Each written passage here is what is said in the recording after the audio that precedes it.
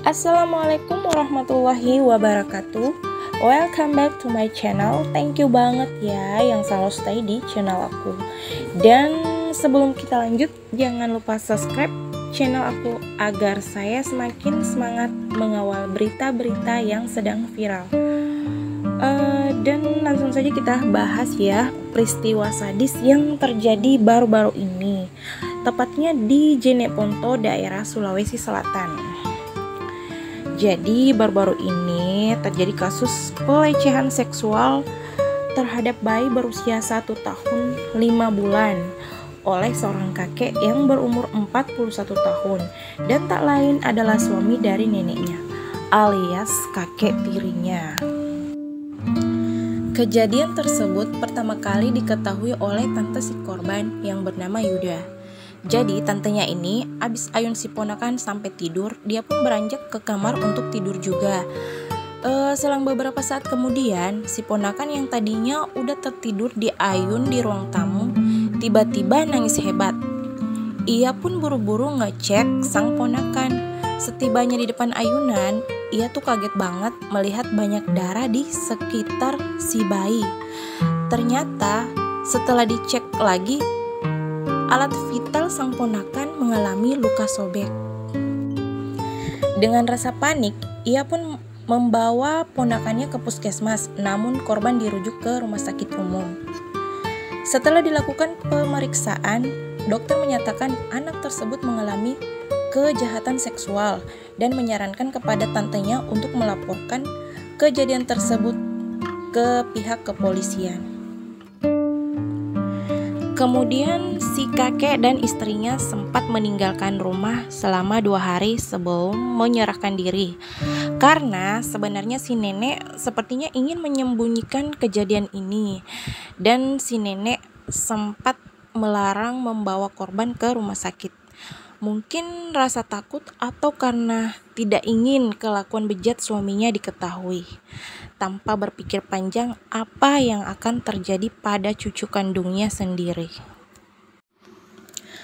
Penyidik Polres Jeneponto menetapkan si kakek sebagai tersangka pencabulan setelah memeriksa sejumlah saksi selama 2 hari berturut-turut.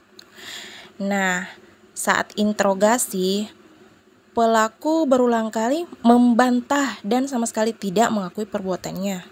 Sehingga dilakukanlah pemeriksaan secara maraton oleh pihak polisi. Dan pada akhirnya si kakek pun mengakui perbuatannya.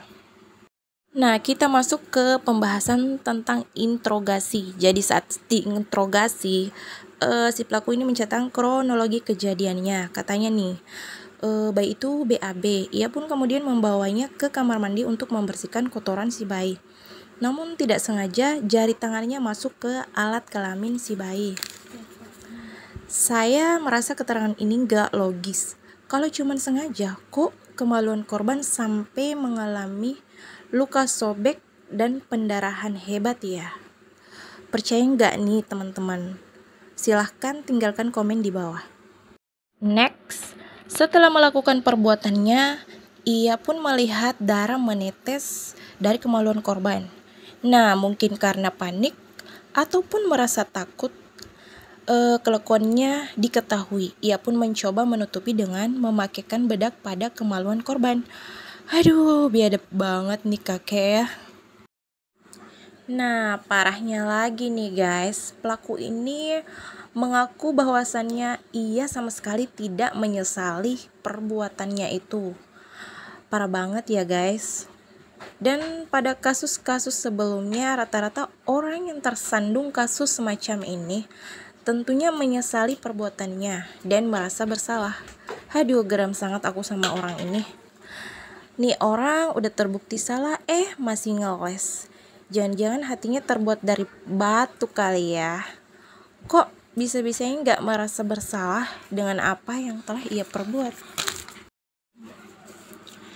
Kekerasan seksual dialami korban menyita banyak perhatian publik secara luas. Ya iyalah, secara ini baik, kasihan banget dong, sekecil itu sudah mengalami pendarahan hebat. dan sampai harus dioperasi. Dan ketika nantinya ia dewasa, hal ini pun bisa menjadi suatu bulian terhadap dirinya nanti. Dan itu bisa menjadi bisa mengganggu mentalnya ya. Kita doakan ya teman-teman, semoga bayinya cepat sembuh dan si pelaku dihukum seberat-beratnya dan si bayi mendapat keadilan. Dan untuk para teman-teman sekalian yang punya anak, ini bisa menjadi suatu pengalaman agar selalu berhati-hati karena kita sama sekali tidak bisa menebak orang-orang yang ada di sekitar kita. Mengingat banyaknya kasus-kasus pelecehan terjadi baik pada anak lelaki maupun anak perempuan, dan begitupun pada orang dewasa. Dan terima kasih udah menyimak videonya sampai selesai dan semoga video ini bermanfaat. Sampai jumpa di video-video berikutnya dan jangan lupa subscribe dan nyalakan lonceng notifikasinya dan share video ini sebanyak-banyaknya agar selalu dapat info-info terbaru, berita viral dan lainnya. Assalamualaikum warahmatullahi wabarakatuh.